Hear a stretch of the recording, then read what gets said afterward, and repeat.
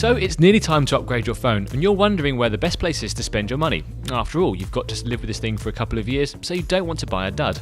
Hey YouTube, it's Gareth here, Global Phones Editor for TechRadar, and I'm here to help you decide which handset is for you.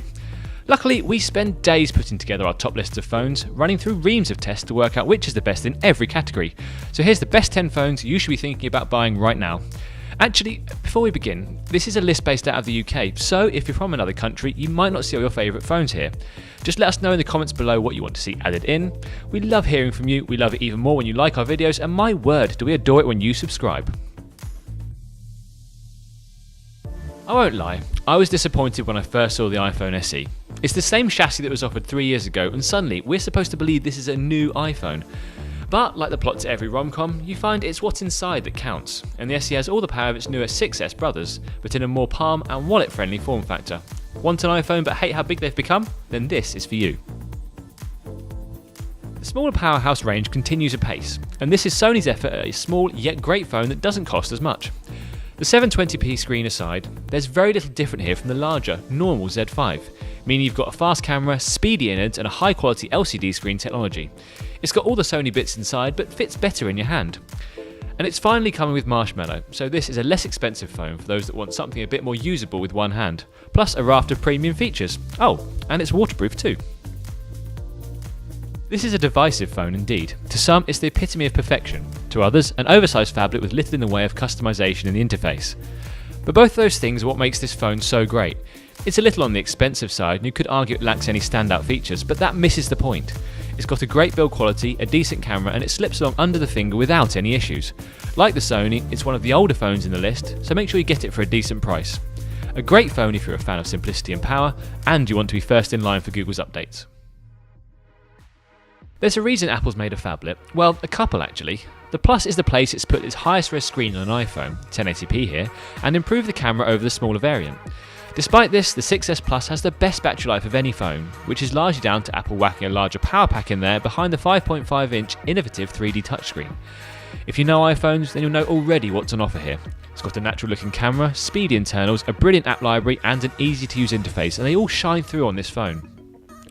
The iPhone 6S Plus is the handset for the Apple lover that craves battery and loves a bigger screen. Just be prepared to pay a little more for the experience. Side by side in this list, the iPhone 6S pairing is a pretty formidable duo. Dropping down the sizes to a 4.7-inch display on the 6S, it's a more palm-friendly handset, although not in the iPhone SE's league of course. You're getting the same features as the Plus, a 3D touch display, powerful camera, lightning quick responses under the finger, but in a more compact design and for less cash too. It's up to you which iPhone fits your lifestyle better, but this is the phone for the more normal user. Look, I almost feel bad having to tell you this phone is so far down the list, simply because it's packed with innovation. It's just that we have so many good phones around at the moment. The main draw for the G5 is the clever modular design. Take the bottom of the phone off, pull out the battery, and you'll be able to supercharge the camera or audio, with more modules to come in the future. There's a clever dual camera on the back for improved wide-angle picture taking too, a top-of-the-range Snapdragon processor, and a good performance on battery life.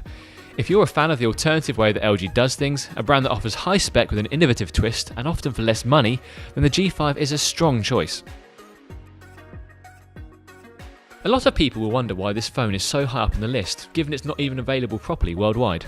But the Xperia Z5 is a phone that offers power, performance, a waterproof frame, a super speedy camera and impressive Sony smarts.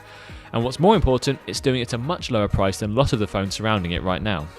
Yes, it's a little older than some of the other handsets on the list, but don't let that distract you.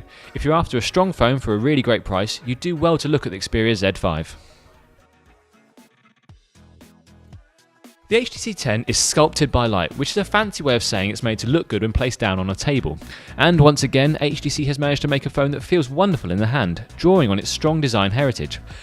The camera has been much improved, and if you're willing to shoot in the Pro mode for most of your snaps, then you'll get some stunning pictures. And the audio quality from the headphones really has to be heard to be believed. This is a great comeback from HTC, and the perfect phone if you value style and performance along with a great handset to listen to music on. The Galaxy S7 isn't at the top of the charts, but it's still one of the very best phones out there at the moment. It's got the best camera, the fastest reactions under the finger, easily the nicest looking screen available, and it's also got an improved design thanks to 3D thermoforming that curves into the back. In short, while it looks iterative from the S6, the S7 is a brilliant phone and one that we'd heartily recommend, although there is one more thing you should look at. And that's the fact the Galaxy S7 Edge exists. It's the S7 but with so much more style. The curved edges are both beautiful to look at and functional, with some clever shortcuts to swipe away. What gets us about this phone though is the design. There's a massive 5.5-inch screen wrapped into the frame of a far smaller phone, so you're getting the size and sharpness of the Super AMOLED QHD display in a more palm-friendly design. Even the TouchWiz UI, something so many people have hated in the past, is much closer to stock Android, so it doesn't lag in the same way, which is a big problem Samsung had, needed to fix, and has. If you can afford it, the Samsung Galaxy S7 Edge is the best phone on the market right now. From camera to performance to sheer browsing speed, there's very little you won't like here. So that's our best phones list, but we want to hear what you think. What's your best phone? What's your favourite phone of the moment?